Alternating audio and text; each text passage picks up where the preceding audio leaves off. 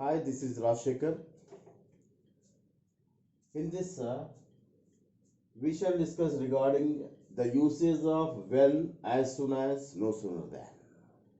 First, come to the usage of when. For example, if you take an example, on seeing a tiger, she fainted. Here, on seeing a tiger, it is a simple sentence. When, as soon as, no sooner than, all are subordinating conjunctions only. ఇవన్నీ కూడా subordinating conjunctions. Here, on seeing a tiger, she fainted. Say here, it is called a phrase and she fainted is a clause. According to our rule, whatever the clause you find in a simple sentence, that a clause must be written as it is. కాబట్టి she fainted. Main clause ఉన్నదన్నట్టే రాస్తున్నాం, main clause అంటున్నాం. Then from the phrase you have to construct one subordinate clause. Then sentence subordinate clause always starts with the conjunction. Subordinate clause దేంతో start అవుతుంది? Conjunction తో start అవుతుంది. ఏం conjunction తీసుకుంటున్నాం మనము? when. Then subject. Before the V1 plus ing form, do you find any noun or pronoun?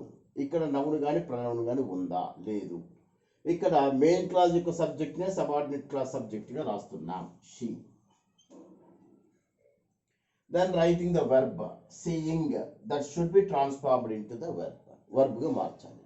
verb గా మార్చుతున్నప్పుడు when అనేది conjunction గా ఎప్పుడైతే సబార్డినేట్ కంజంక్షన్ గా వస్తుందో there will be later action and prior action. prior action, later action. ముందు జరిగిన పని, తర్వాత జరిగిన పని. prior action must be referred in the past perfect. later action must be written in the past simple tense. ఇక్కడ when అనే conjunction వచ్చినప్పుడు సర్వసాధారణంగా పాస్ట్ కంటిన్యూస్ కానీ పాస్ట్ పర్ఫెక్ట్ కానీ ఉపయోగించాలి. పని కొనసాగుతుందని ఊహిస్తే పాస్ట్ కంటిన్యూస్, పని అయిపోయిందని ఊహిస్తే past perfect.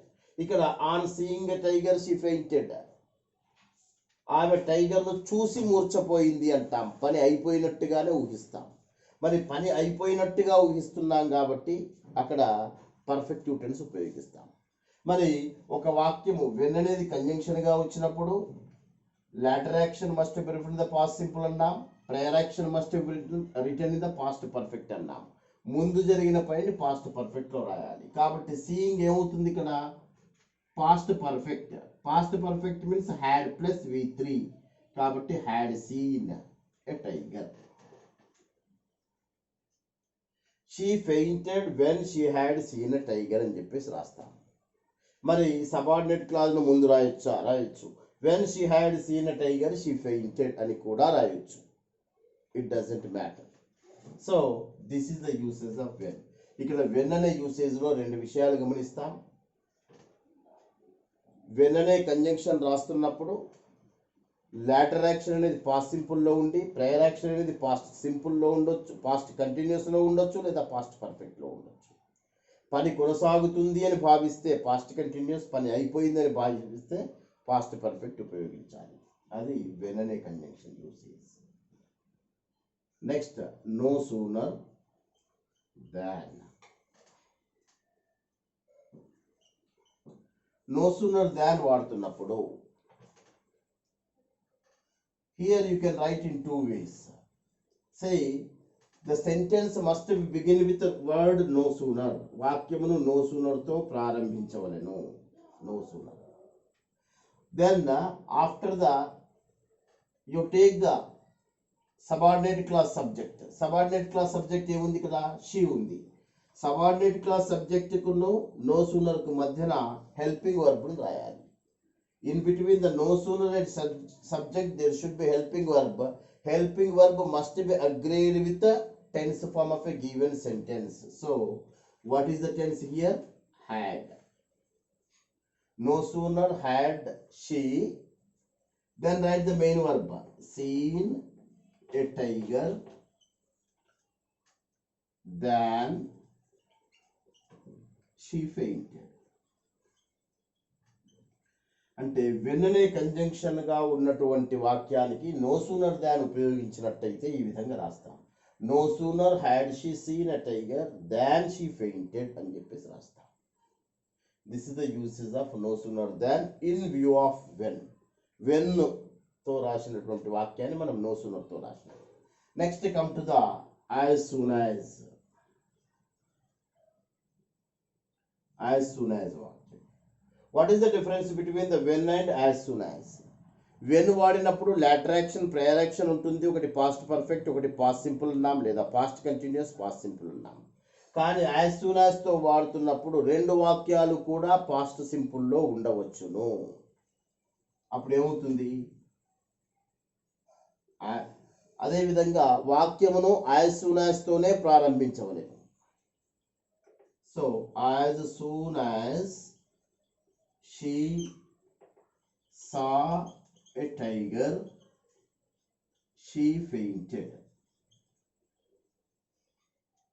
as soon as తో వాక్యాన్ని ప్రారంభిస్తాం, కంజంక్షన్, సబ్జెక్ట్ రాస్తున్నాం. హ్యాడ్ సీన్, ఇక్కడ సీయింగ్ ఉంది, ఈ సీయింగ్ కు పాస్ట్ టెన్స్, ఎందుకంటే ఇది పాస్ట్ టెన్స్ లో ఉంది కాబట్టి పాస్ట్ సింపుల్ లో రాయాలి, కాబట్టి సా అని రాస్తున్నాం. See saw seen, saw a tiger she fainted రాస్తున్నాం. as soon as she saw a tiger she fainted. Subordinate clause ముందు రాయాలి అంటే మనం యాజ్ సూన్ యాజ్ వాడతాం. ఇక్కడ వెన్ ముందు రాయొచ్చు, తర్వాత రాయొచ్చు, కానీ ఇక్కడ పాస్ట్ పర్ఫెక్ట్ వస్తుంది, ఇక్కడ పాస్ట్ సింపుల్తోనే రాస్తున్నాం. మరి ఇదే వాక్యాన్ని మళ్ళీ మనం నో సూనర్ దాన్తో రాస్తే ఏ విధంగా ఉంటుంది? వాక్యాన్ని నో సూనర్తోనే ప్రారంభించవలెను. So no sooner. నో సూనర్కు సబ్జెక్టుకు మధ్యన హెల్పింగ్ వర్బ్ రాయాలి. Helping verb must be agreed with the tense form of a given sentence. What is the tense here? Sa. Sa ante past simple. Past simple means what is the helping verb for the past simple? Did is used. Did follows V1. మనం editing part లో కూడా did తర్వాత V2 ఇస్తుంటారు. So did follows V1 ఎప్పుడు కూడా, because did itself indicate the past form. No need to use again second form of the verb, only first form of the verb is used. No sooner did she see a tiger than she fainted.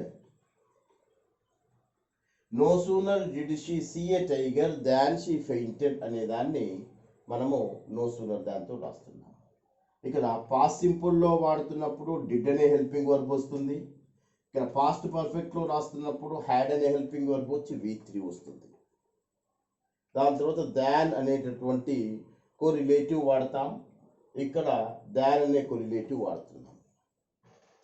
Say this is the usage of when, as soon as, no sooner than. ఇక్కడ మనము when అనే usage చూడడం జరిగింది, as soon as అనే usage చూడడం జరిగింది, no sooner దాన్. అదేవిధంగా hardly when అనేది ఉంటుంది. Hardly when, no sooner than, same simple logic. No sooner place లో హార్డ్లీ పెడతాం, దాన్ ప్లేస్ లో వెన్ పెడతాం. అప్పుడు hardly had she seen a tiger when she fainted అవుతుంది. ఈ విధంగా మనము హార్డ్లీ వెన్ యూసేజ్ కూడా ఆ విధంగా రాయడం జరుగుతుంది. This is the usage of when, as soon as, no sooner than. ఈ కాన్సెప్ట్ ఈజీగా మీకు అర్థమైంది అనుకుంటాను. నచ్చితే షేర్ చేయండి, మా యూట్యూబ్ ఛానల్కు సబ్స్క్రైబ్ చేయమని కోరుతున్నాను.